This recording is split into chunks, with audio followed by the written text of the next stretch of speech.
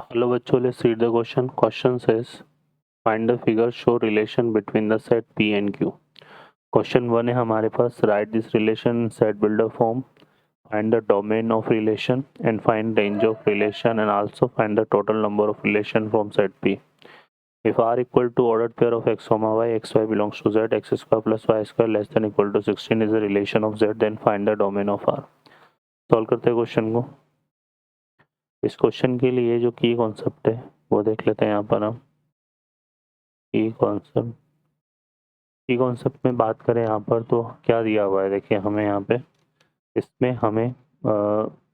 हम इसमें यूज़ करेंगे अगर कोई रिलेशन हमारे पास इस तरह से डिफाइन है, ठीक है।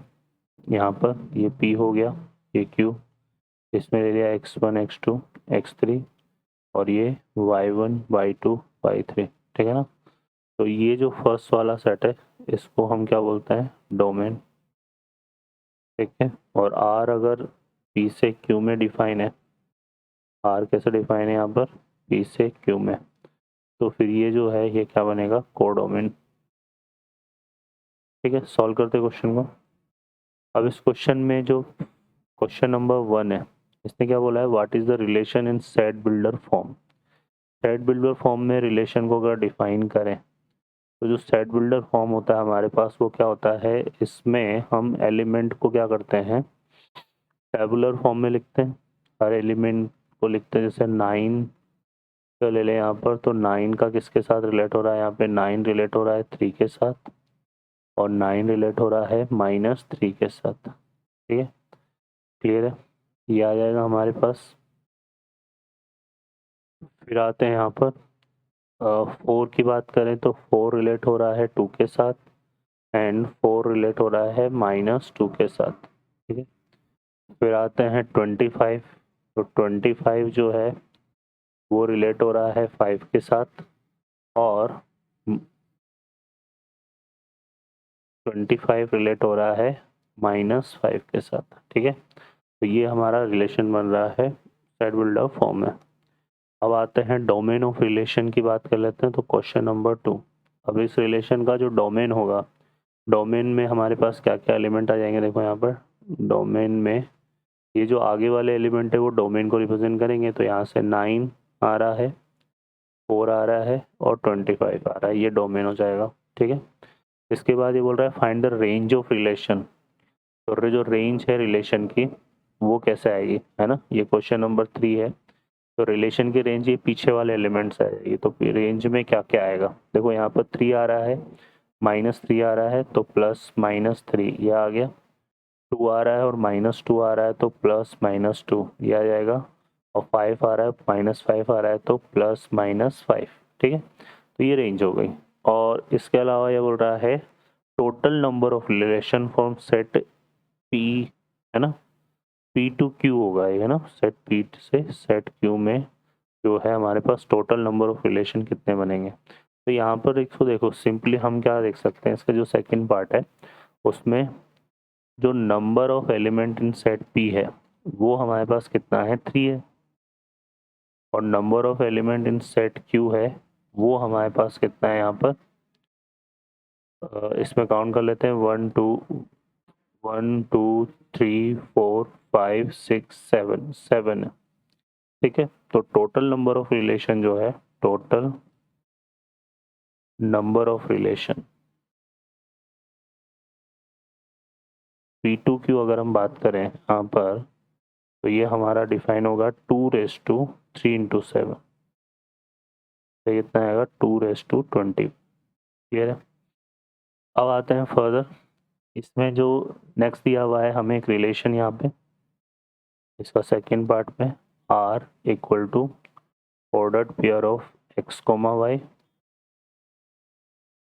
और x, y जो है वो बिलोंग कर रहे हैं इंटीजर को यहाँ पे, और क्या दिया हुआ है x² + y² equal to less क्या है, लेस देन इक्वल टू 16,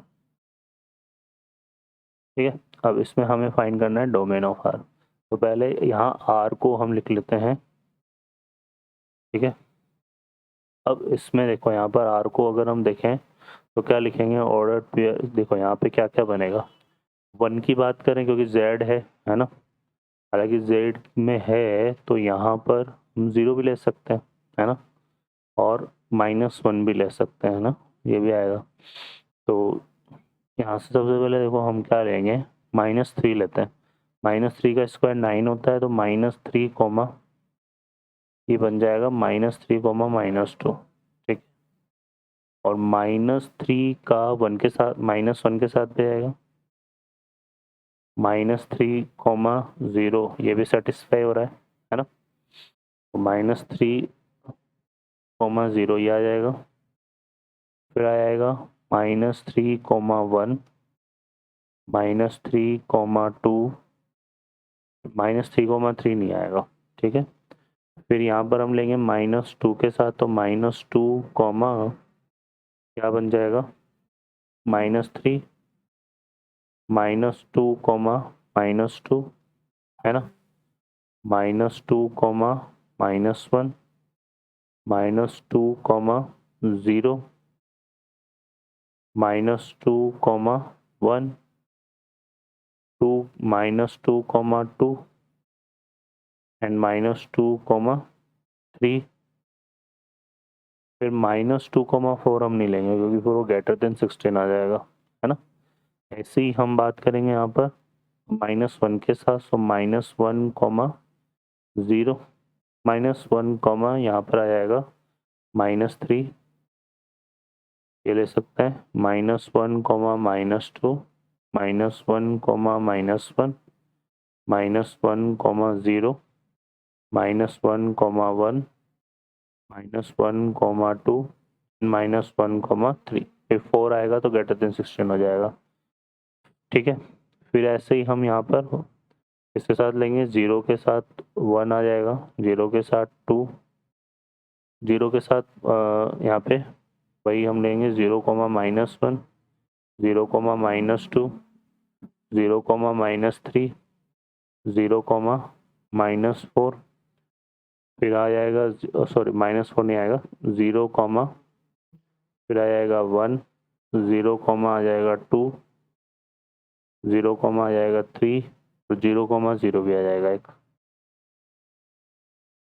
वो भी क्या होगा, लेस देन 16 को सेटिस्फाई करेगा, ठीक है। तो अब ऐसे ही जो है 1 के साथ भी बनेगा और ऐसे ही जो है हमारे पास 3 के साथ भी बनेगा, ठीक है ना। तो लास्ट जो एलिमेंट बनेगा वो 3,3 होगा। तो यहाँ पर हमें डोमेन की बात करनी थी, तो जो डोमेन है वो हमारा देखो क्या बनेगा यहाँ पे, डोमेन की अगर हम बात करें इस रिजल्ट में, तो यहाँ से आएगा +-3, +-2, +-1, 0, है ना, और 0। तो ये डोमेन हो जाएगा। ओके बच्चों, I hope you understand well, best of luck, thank you.